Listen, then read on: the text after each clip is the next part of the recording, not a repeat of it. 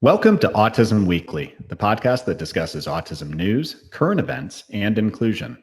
Each week, we welcome a guest to the program to share their unique perspective and expertise as it relates to the fascinating world of autism. I'm your host, Jeff Skibitsky. I'm the founder and president of ABS Kids. I've been in the field of autism and applied behavior analysis as a clinician and advocate for nearly 2 decades. The Olympics are in full swing right now in Tokyo. I know that my family is glued to the television every night, which makes this week's podcast especially timely. We're excited to talk with the behavior analyst, Mariah Alden, about the amazing ways the Special Olympics helps individuals with intellectual disabilities and neurocognitive disabilities, including autism, across the world. Special Olympic athletes find success, joy, and friendship as a part of a global community. So for those on the spectrum, sports can be used as a tool to help teach and generalize social skills, as well as focus the fine motor skills that are necessary for development. The benefit found by both volunteers and by athletes seems to be infinite. And I think that Mariah is going to be able to shine a light on this. So let's get into it. Welcome to the podcast, Mariah. Thank you. So can you give me a little bit of a background? Because it sounds like you found Special Olympics before you found your current career path. And can you tell me about, how you fell into volunteering for the Special Olympics? Yeah, absolutely. So after I graduated high school, I was just looking for a summer job and started to work for this adaptive recreation camp in Northern Virginia. And a lot of the kids I was working with at this camp were super involved in so many different cool programs and camps and groups. And the one that a lot of the kids were most excited for was Special Olympics. They would ask all the staff to come, and their peers were all excited for them and were asking if they could come watch.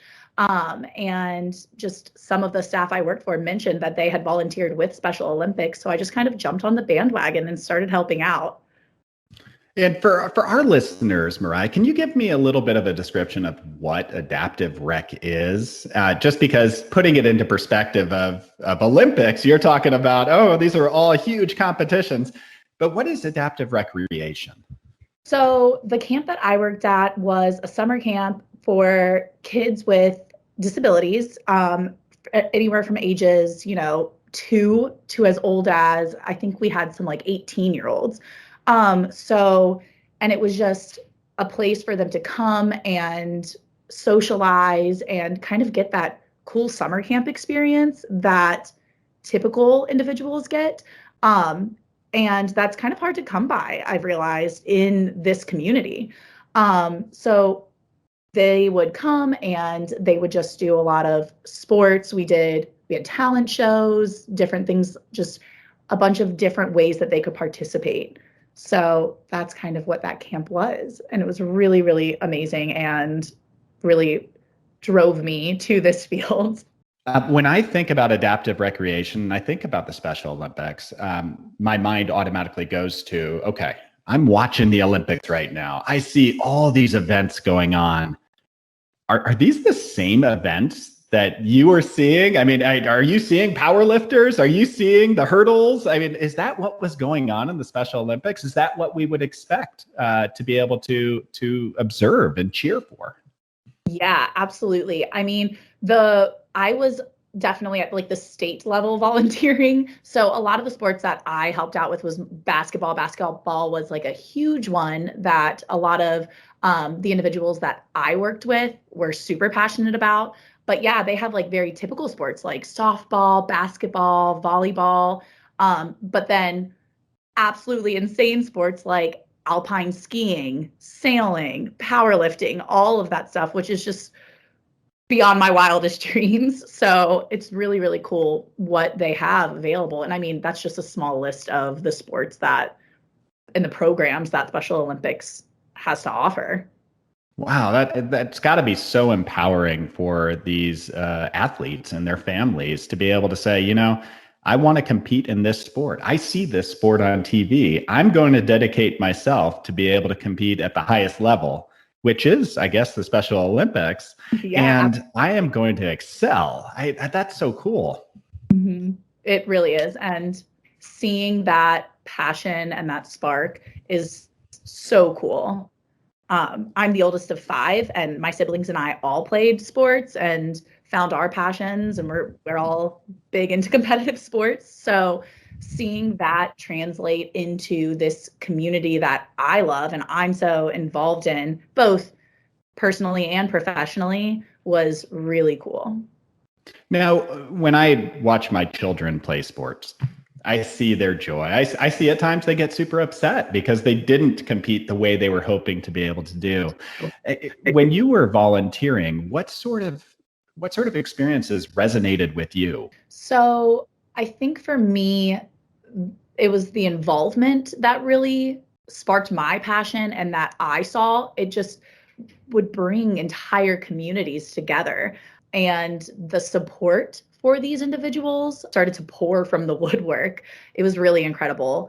And kind of what you talked about, you watching your kids and being able to relate to that and help them through that, it's incredible. So it brought families together. And for me, that was what sparked it and what really drove me to continue to volunteer and to continue to work with, other programs and support programs like that. It was just really, really cool to see sports used as a tool to bridge this gap. Yeah, and sports are so valuable that way. And I'm going to challenge you now, Mariah, is that I would love to hear, because for each of our families, and everybody who out there might think about volunteering or participating or even being a fan and going out and cheering on all these adults and children that are competing, can you give me a story? Can you paint the picture of maybe an athlete that you observed or that you helped that kind of made your heart beat a little bit faster, or kind of brought you to tears, or anything like that? Do you have that story to kind of bring back to the group? Absolutely. I worked specifically, he was like the cutest, most incredible individual who, when I first started working at the camp with him, he was like 3. So he was super young. And I worked through this camp all through college. And, it was funny because I kind of started my undergrad career in biology. So definitely not in this realm at all.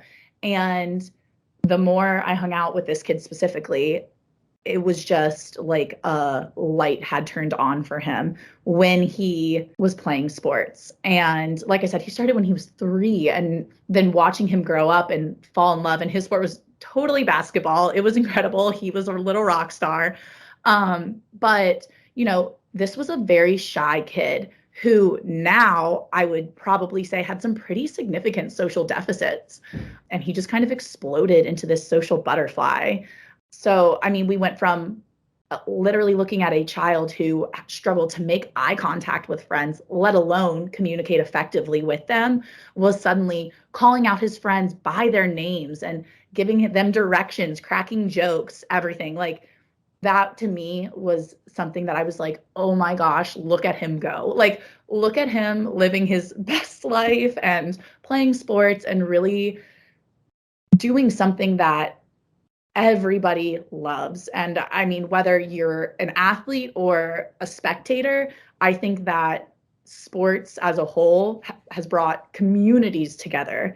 Seeing him be able to involve himself in that was something that just made my heart so happy. And then the more and more and more he did it, the more that generalized into other environments into in his life. So really looking at just coming off the court, and now we are going to camp and playing with our friends more, and we are going to school and hearing, his parents talk about, you will never believe what he did at school and how many friends he has and the progress that he's made. So that was kind of my like passion story. It's no surprise to me at all is that when somebody feels that pride, when they're living their best life, as you described it, is that they're so motivated to kind of continue and push and challenge themselves. And I guess that's the goal of the Special Olympics, but sports in general. It's to empower people. It's to help them learn new skills. It's competing, and at least in this case, in a very safe environment where the pressure isn't to go out there and finish first place. The pressure is to go out there and compete and to be out there and participate. So what are some of the values and some of the skills that specifically on the for children who identify autistic, what are some of those skills that they're learning through sports at times? Yeah, absolutely. I think communicative skills. So a lot of the stuff that we work on in behavior analysis, teaching those social skills and being able to communicate effectively, and just even fine motor, like you had touched on earlier, all of those motor skills that a lot of individuals on the spectrum tend to have deficits in, are all taught in a fun, natural way rather than being in a classroom learning it or being in a clinic-based setting learning it. They're doing it out there with their peers, and it's just kind of natural, and it's not forced, it's not repetitive, it just happens. And I think those skills are huge things that we need in our lives, and that so many of my kiddos specifically even really struggle with. So giving them an outlet to use and practice and develop those skills and then generalize it is incredible. And it really you can see it translate from a center-based setting into the natural environment when they're able to participate in sports like this. Yeah. And I mean, so you've described a little bit about how your career now as a behavior analyst has been modified or changed and adapted because of your experiences historically of just being able to bring kids to sports. So if I were another behavior analyst and trying to say, all right, Mariah, I need your help here. I need you to tell me, how can I take sports and treatment and make them collide? How would you coach another clinician to utilize the passion, the motivation that sports brings? That's a great question. I think that if it's somebody who's, just starting out, if you have a patient who is just starting out, parent buy-in is a huge thing that I think a lot of clinicians face, getting parents on board. And I think that, like I mentioned a little bit ago, it just makes it relatable. Being able to say, oh, you played baseball growing up with your dad or your mom or whoever it was. Cool. Now your kid is super interested in it. And not only can he play baseball, but he can work on eye contact. He can work on motor skills. He can work on all of these things that we work on in the clinic. And I think by giving the clinicians that, and that one gives them parent buy-in, and then two, it gives them ways to generalize. So we're not just saying like, we checked off that box, the kid can make eye contact. Now it's, can he generalize it? And this does it in such a natural way. So I think that the more that you do it and the more kids can just play, the better off they're going to be, and the faster they'll learn it, right? A kid can sit at a table and have 100 trials, but if they do it in play, they're probably going to get it a lot more quickly. And it's just really cool to see that. And so I think that as a clinician, using that and saying like, okay, here's my next step. I've taught the skill. How do I generalize? How do I get them out of this clinical setting? And using sports can be that kind of tool and that transfer out of just a clinic. And as you're describing this, I'm going through my head and thinking, okay, so you used baseball as a tool.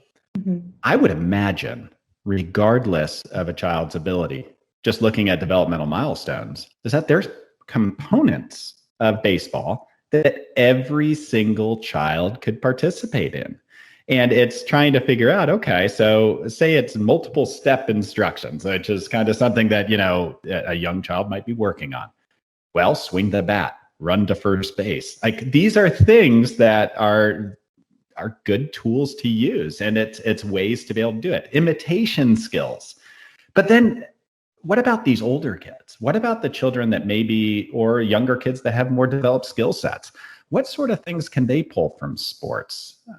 What sort of, is it friendship? Is it social skills? I mean, what can they learn from this experience? Oh, absolutely. Social skills is huge. Team building and being able to approach your peers and put yourself out of the comfort zone. Also, independent living skills, being able to say, like, if my practice is at 2 and I have to do my homework before, I need to self-manage and make sure that I'm hitting all of these tasks that I need to do prior to practice. And a lot of the time, that practice is almost the reinforcement in and of itself. So you've completed all of these steps that you needed to do in order to gain access to that reinforcer. So I think for older kids, it can teach those more independent skills. And, I need to make sure my uniform's clean. I need to fold my uniform. I need to hang it. Working on just basic living skills can be huge. And I think a lot of the times when we say, Special Olympics, people just think about playing the sport, which absolutely so much to be learned from that alone, the active participation in the sport itself. But there's so many things around it. Like I mentioned, I was an athlete, and it was that where it was like, you have to come home, you have to do your homework, you have to make sure that your grades are up, all of that. And in order to participate in your passion and in what you love. Yeah, it sounds like, routine, structure, responsibility, everything that I'd want out of my child is something that is going to benefit pretty much any child that's going through a sports or an activity that challenges these particular skill sets. I think back, so I'm thinking through some of the experiences that I've seen children kind of work through and opportunities. And I have two that I think of that are very different. One is Miracle League Sports has as adaptive baseball, where, I've seen kids run the wrong way happily. And everybody's out there cheering them on, and, they correct over time. But the joy of being out on a field amongst other kids, having that social opportunity in a stress-free environment, that alone I could see empowering for that child, and the family watching their child experience all that. They're sitting in the stands with tears in their eyes, just happily watching their child, a part of a group, doing things that they never had imagined, competing on a team. The other one would be, I've seen a golfer on first tee, and their goal was not just to hit the ball. Their goal was, I wanted to hit a 200-yard drive, which, for a lot of people, you can't hit a 200-yard drive. And they challenged. I know. I look at it as like, how am I going to do that? But like, they challenged, and it's setting those goals. And goal setting, no matter who you are, is a super important skill to have. And it's giving some self-determination. So, with these things that are out there, how do parents identify, is my child able to play, or do they have a passion for a specific sport, or how do I enroll them in it? Are there resources? Walk me through this process. Yeah. In terms of, do they have a passion for it?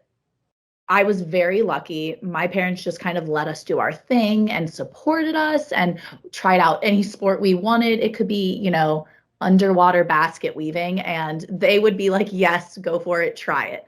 And I would, and have told parents who inquired, do the same thing. Just let your kids play.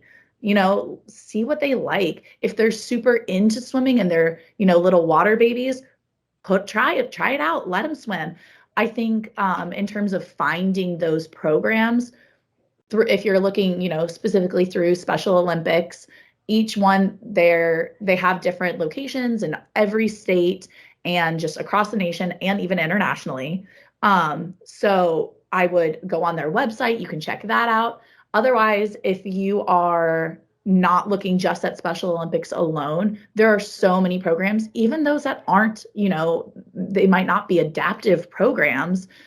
try them out and see and talk to them, talk to the people who facilitate these programs and say, I have an individual who has special needs and they might have a certain diagnosis, but they want to play. What can I do?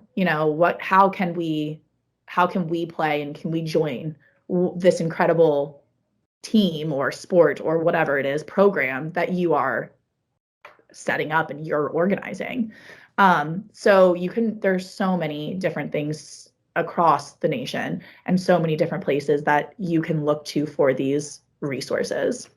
And it sounds like even locally is that if there's a team out there, the worst thing to do is to remain quiet and not ask. The best thing to do is say, how can we make this? There's always a solution. So how can I get my child engaged? So I know firsthand that you're out there, you're researching as a BCBA, but also kind of in general, how you can incorporate more sports into the lives of your patients, but also just into clinical life. So now paint the picture for me. What is it that you would challenge the ABA field and maybe even clinical programs to do to create more opportunity that maybe is easier for these kids? Is it creating your own leagues? Is it, what is it? What should we be doing? Yeah, creating your own league, that would be incredible. I would love nothing more than that. But so the first thing I did was challenge myself to look at the VB map. Let's look at it and let's look at these milestones. How can I make them more fun? How can I pull sports into them? Okay, it's, 3 exchanges with a peer. Done. Let's go outside and kick a ball back and forth. Let's, use sports as a way to pull in these skills. So in terms of the ABA field, I would say start there. Start at the basics. Let's use these assessments that we have and we utilize every single day to be the platform to jump off of, so to speak.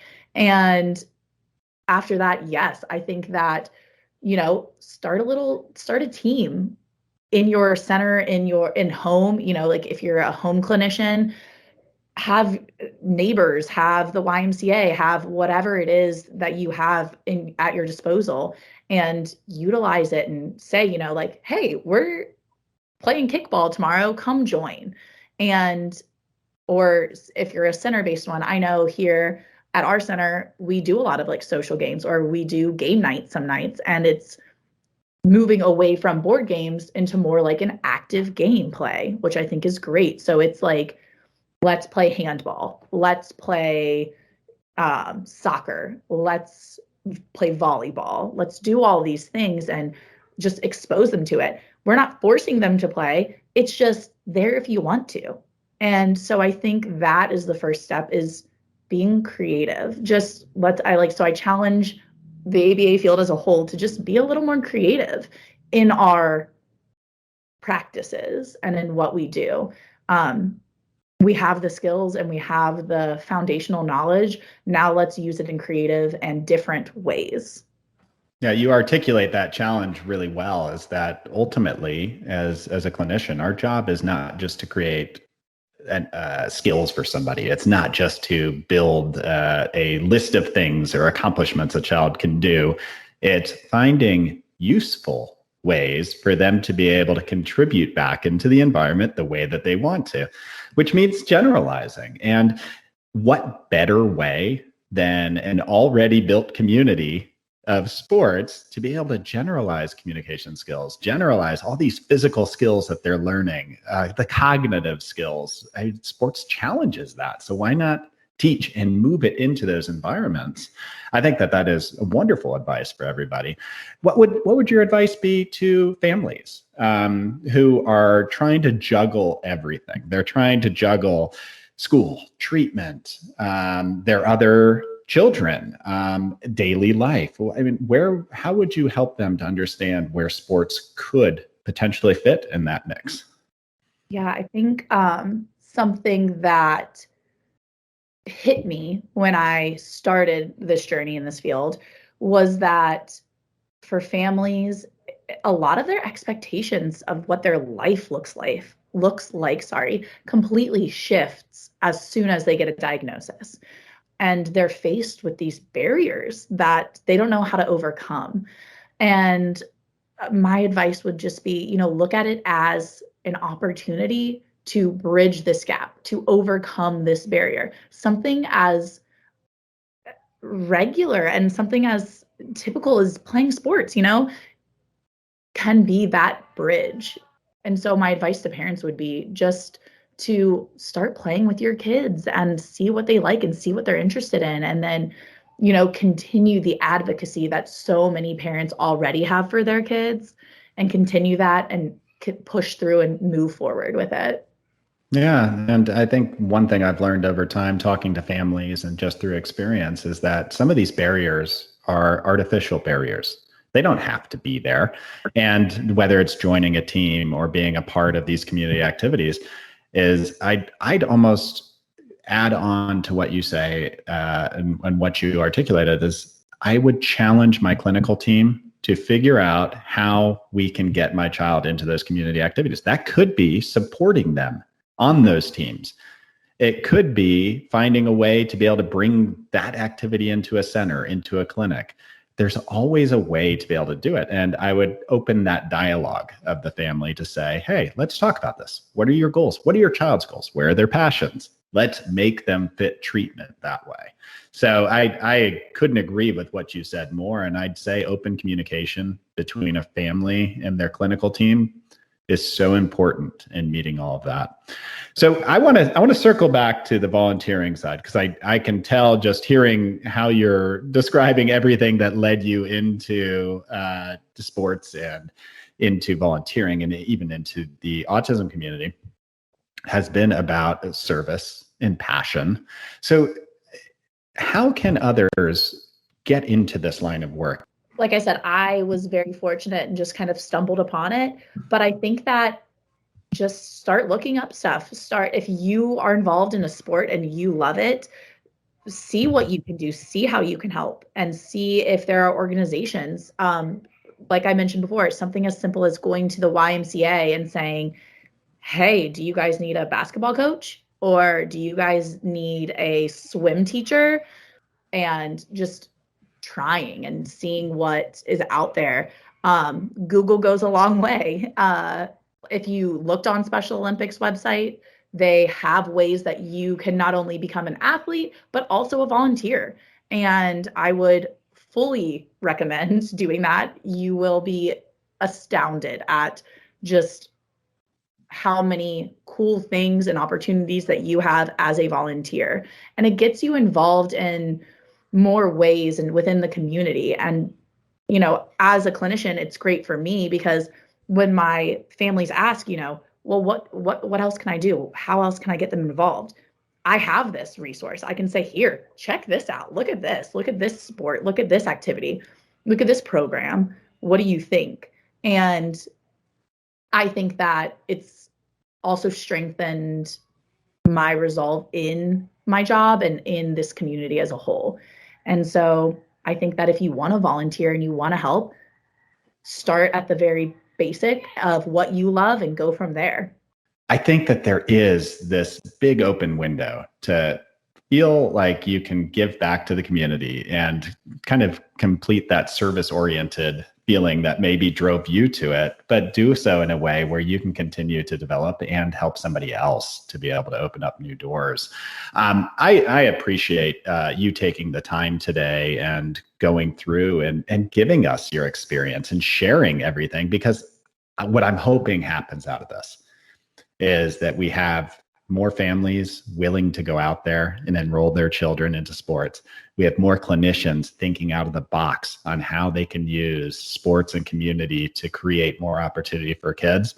And then as a community is that we become more open and we have our arms wide open, willing to bring these children in and these young adults into every walk of life, every opportunity that we'd want our own children to have. So thank you so much, Mariah. I appreciate you taking the time. And once again, I feel like I've learned so much more every single time I chat with somebody. Thank you. I really appreciate it. And yeah, I would love to see just a community full of people from all walks of life, all diagnoses, everything come together. And I think that sports can really be that tool. Thank you for listening to Autism Weekly.